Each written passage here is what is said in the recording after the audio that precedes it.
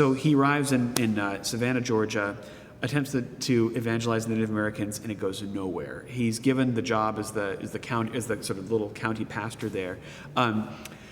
Has a little bit of fling with a young woman named Sophia Hopke. Nothing was ever consummated, but that doesn't go well. He refuses her communion. Her father, who's an influential figure in the town, gets very angry at Wesley, and he essentially gets run out of town, and in a deep depression sails back across the Atlantic, back to England, back to Bristol. And meanwhile, his brother Charles has a powerful conversion experience. I think it is in conversation with German pietists in England, or in communion with them. And so, dejected one night, Wesley goes to a little small group worshiping community on Aldersgate Street in Bristol.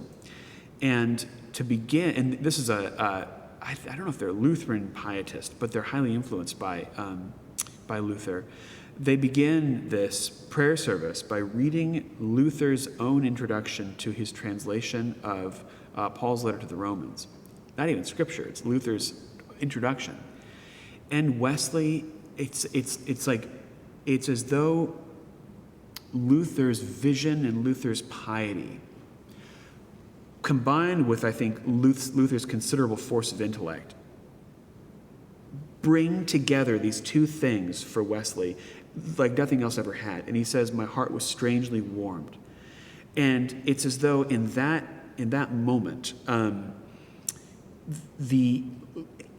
Wesley finds a kind of theological ignition point to bring together this tension between his Oxford formalism and that Moravian pietism.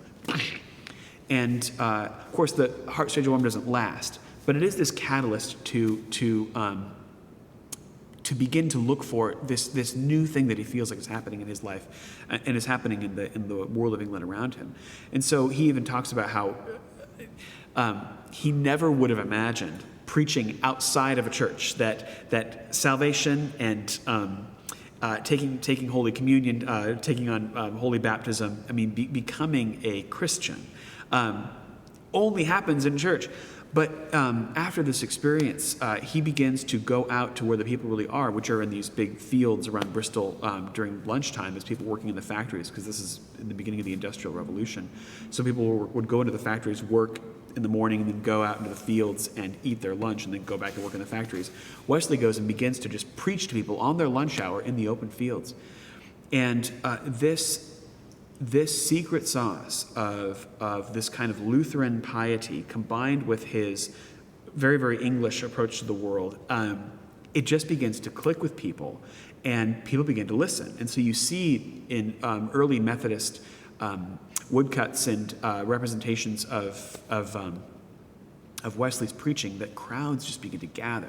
And so between John Wesley's preaching and Charles Wesley's hymn writing, they begin to supply to the people the songs and the proclamation, and there's all this tinder that's just waiting to be lit on fire. And so Methodism takes off like wildfire in England.